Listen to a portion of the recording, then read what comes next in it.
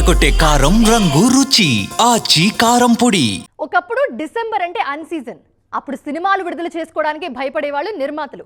కానీ కొన్నేళ్లుగా డిసెంబర్ అంటే కేర్ ఆఫ్ బ్లాక్ బస్టర్ అయిపోయింది. మరీ ముఖ్యంగా పాన్ ఇండియన్ మూవీస్ పంబర్ రేగొడుతున్నాయి. వందల కోట్ల సినిమాలు వసూలు చేస్తూ మోస్ట్ అవైటెడ్ మంత్గా మారిపోయింది డిసెంబర్. మరి 2026 డిసెంబర్ ఎలా ఉండబోతుందో ఎక్స్క్లూజివ్గా చూద్దాం రండి.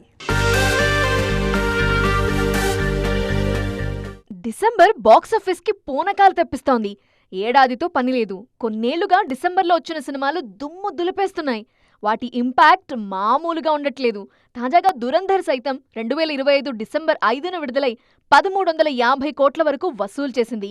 ఇంకా చేస్తూనే ఉంది. దానికి ముందు 2024 డిసెంబర్ పుష్ప 2 ఖాతాలోకి వెళ్లిపోయింది.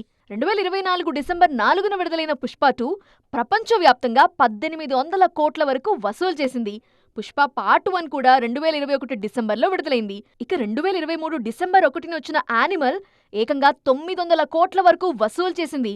అదొక్కటే కాదు, అదే నెలలో వచ్చిన ప్రభాస్ సలార్ సైతం 650 కోట్లు కొల్లగొట్టింది. టాలీవుడ్ కి సైతం డిసెంబర్ బానే కలిసొస్తోంది.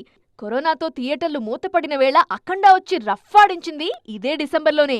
అందుకే డిసెంబర్ అంటే అన్ సీజన్ కాదు, అదిరిపోయే సీజన్ అని మన స్టార్స్ స్ట్రాంగ్గా ఫిక్స్ అయిపోతున్నారు.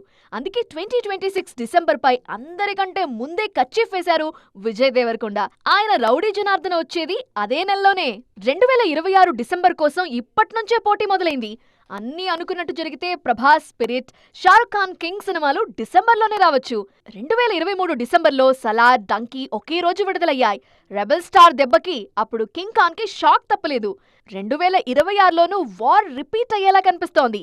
మొత్తానికి డిసెంబర్ అంటే ఇప్పుడు బాక్సాఫీస్ కి పూనకాలే.